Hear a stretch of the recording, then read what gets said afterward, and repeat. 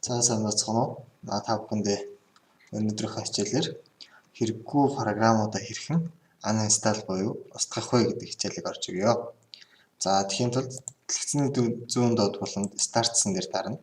Windows 7, Windows 10, Windows 8 аль нь ч байсан хамаагүй search гэж гарч ирдэг. Энэ дээрээр нь Control Panel гэд хайнгуут энд гарч ирдэг байгаа. За энэ Control Panel руу ороод за тэгвэл энэ Programs тэгээд энэ доотлолт нь Uninstall Program гэж байгаа. За энэ дээр дараад за эндээс одоо таны хэрэггүй програм. За миний хувьд бол одоо эндээс энэ за энэ Bandcat гэдэг энэ хувьд хэрэггүй програм байлаа гэх юм бол энэ дээр очиж маус хоёроо дараад Uninstall гэдэг Change Uninstall гэдэг нэг дарна. За тэгээд yes. За ямар ч програм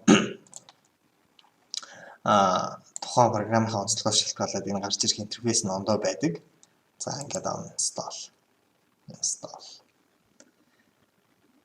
За ингээд их хэмжээтэй програм жоохон удаж магадгүй бага хэмжээтэй бол ингээд програмд дуусчлаа. За дахиад энэ Bandcam гэдэг энийг устгая.